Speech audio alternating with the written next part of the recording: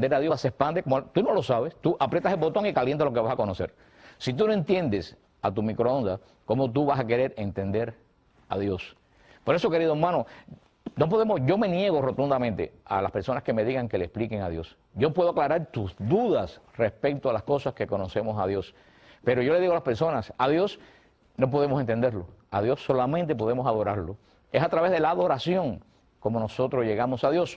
Pero este primer nombre que nos dice el catecismo de la iglesia, esta revelación de Dios de yo soy el que soy, la esencia, yo soy el Dios eterno, yo soy el Dios que se presenta con la historia, yo soy el Dios de Abraham, de Isaac, de Jacob. Dice el catecismo de la iglesia, el segundo nombre que se revela a Dios a Moisés, y esa es la frase que más a mí me gusta de todo el Antiguo Testamento. Adonai, Adonai, lento a la ira y abundante en misericordia. Verdaderamente, hermano, para mí ese es el verdadero corazón de Dios. Lento a la ira y abundante en la misericordia. Lo que pasa es que nosotros muchas veces, hermano, queremos que Dios sea lento a la ira, abundante en la misericordia para mí y rápido en la ira para los demás. Y por eso que no entramos y no conocemos el corazón de Dios. Pero Dios es el misericordioso, Dios es el que siempre, siempre espera. Dios es el que tiene, y vamos a ver que la primera definición de Dios, corazón de Padre, nos presenta el catecismo a Dios el misericordioso. También nos presenta a Dios que es verdad. Dios que es la única verdad. No hay otra verdad en el mundo, hermano. Tú quitas a Dios y el mundo no tiene sentido. Tú quitas a Dios y la vida de uno no tiene sentido. No sabemos de dónde salimos ni a dónde vamos. Imagínate que tú salgas en tu carro y te pare un policía. Te pregunta, ¿a dónde vas? Y tú digas, no, yo no sé, yo salí, pero no tengo rumbo, no sé a dónde voy. Diría, esta persona está drogada o tiene problemas. Hermano, hay personas por la vida que andan exactamente igual. No saben de dónde salen y no saben a dónde van. ¿Por qué? Porque les falta la esencia del conocimiento de Dios. Dios es la verdad, Dios es el que da sentido a nuestra vida. También nos dice el catecismo de la iglesia, del punto 2.18 al Dios 21, el amor de Dios Israel es comparado con el amor de un padre a su hijo. Este amor de Dios es más fuerte, inclusive, que otro tipo de amor que existe. Ni siquiera es más fuerte que el amor de padre, es un amor, porque hoy en día tenemos mal el concepto de padre, es un amor profundo. Dios es profundamente amor. Dios es el amor eterno. Y como dice mi hermana María San Giovanni, Dios es el Dios del Gesed, Dios es el Dios de la fidelidad en el amor, Dios es el Dios fidelísimo en el amor. Dios no solo es un ser que ama, sino es un ser que es fiel a ese amor que tiene hacia nosotros. Hoy en día, hermano, hay una tremenda crisis en la fidelidad. No somos fieles a nada. No somos fieles a nuestro compromiso, no somos fieles a nuestra familia, no somos fieles a la iglesia, no somos fieles a nuestro trabajo, a la empresa.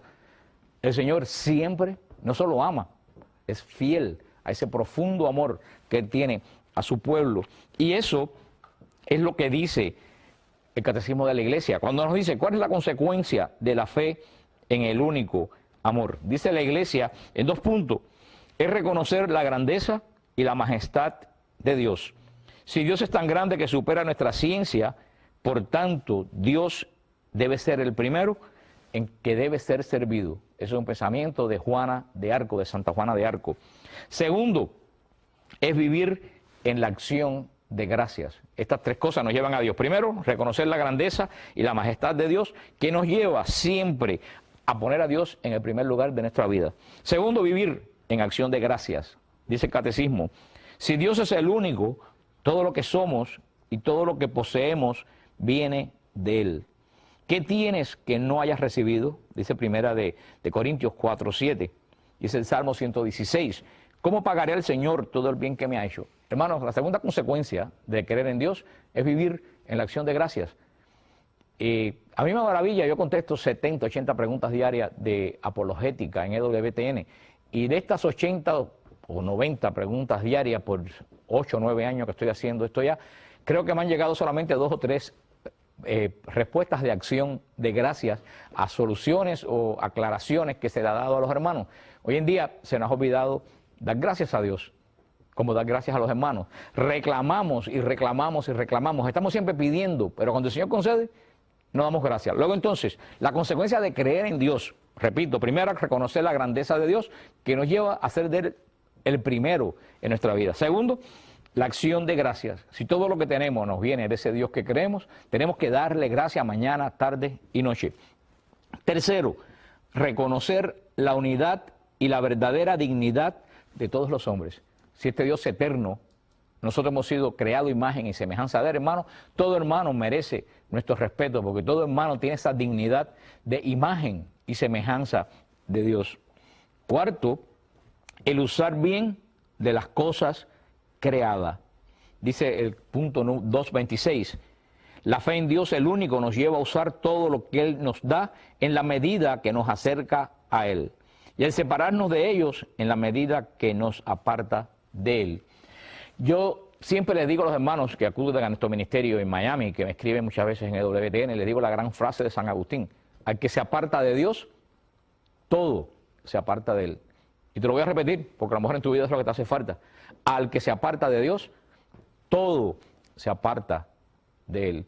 Muchas veces nos quejamos: Dios se olvidó de mí, Dios no me ayuda. Hermano, Dios siempre es el mismo. Como dice Santa Teresa, Dios no se muda. Dios es el que es. El luces que yo tengo aquí, sin oscuridad. ¿Es culpa de la luz que yo entre en la oscuridad? No, es culpa mía. Yo me aparté de la luz. La luz, ese foco siempre está ahí fijo. Yo soy el que me aparto. Si es Dios, hermanos, Dios siempre está fijo. Es fidelísimo en el amor. Yo me aparto de Dios y, hermanos, según yo me aparto de Dios, entro en el campo de la oscuridad. En el campo de la oscuridad, hermano, se camina dando tropezones, se camina con miedo a dónde vas a poner el pie. Pero no es culpa de Dios. Por eso, cuando tú te alejas de Dios, todo se aleja de ti. No es que Dios te quita las cosas, es que tú te apartas del radio de acción y de luz de Dios. Por eso tenemos que caminar en la presencia de Dios. Y cuando nos pasa cosas en la vida, no sé como Israel, que le decía a Dios: ¿por qué tú me haces eso? No, hermano, créeme, lo que yo he aprendido en la vida, el 80% de las cosas que nos suceden en la vida, Dios no la hizo, me la hice yo cuando yo me alejo de Dios. Porque te voy a repetir, al que se aleja de Dios, todo se aleja de Él. Y por último, dice el Catecismo de la Iglesia, es confiar en Dios en todas las circunstancias. Ese es el gran culmen de la fe.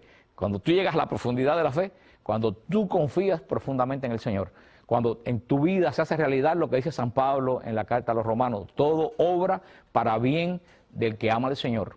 O lo que decía Santa Teresa en su letrilla: nada te turbe, nada te espante, todo se pasa. Dios no se muda, la paciencia todo lo alcanza. Quien a Dios tiene, nada le falta, porque solo Dios basta.